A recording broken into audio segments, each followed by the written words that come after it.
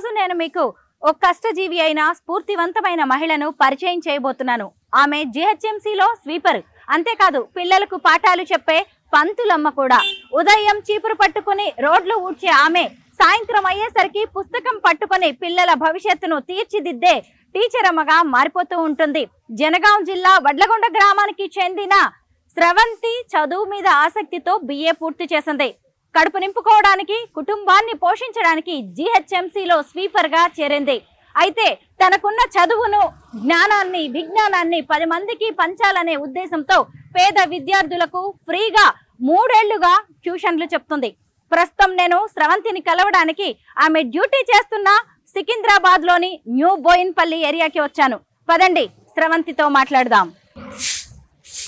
స్రవంతి గారు నమస్తే అండి. నమస్తే మేడం. మీ గురించి తెలుసుకున్న తర్వాత, న్యూస్ పేపర్ లో విన్న తర్వాత ఎప్పుడెప్పుడు మిమ్మల్ని కలవాలా అనిపించింది. Okay, thank you. నేను చాలా సేపటి నుంచి గమనిస్తూ ఉన్నానండి. మనం ఇంటిని ఎంత శుభ్రంగా పెట్టుకుంటామో, మన ఇంటిని ఎంత శుభ్రంగా ఊడుస్తామో, మీరు ఈ రోడ్డును కూడా అంత చక్కగా క్లీన్ చేస్తూ ఉన్నారు. మంచిగా అనిపించిందండి. అది మా పని మేడం. పొద్దున్న లేచి వచ్చి రోడ్డు క్లీన్ చేయడం, చెత్తను క్లీన్ చేయడం మా పని. అది మా బాధ్యత కూడా. అది సిటీని క్లీన్ పెట్టడం మా బాధ్యత.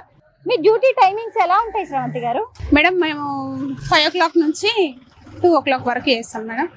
తర్వాతకి ఇంటికి వెళ్ళిపోతాము. 5 o'clock రావాలంటే మేము 4కి లేవాలి.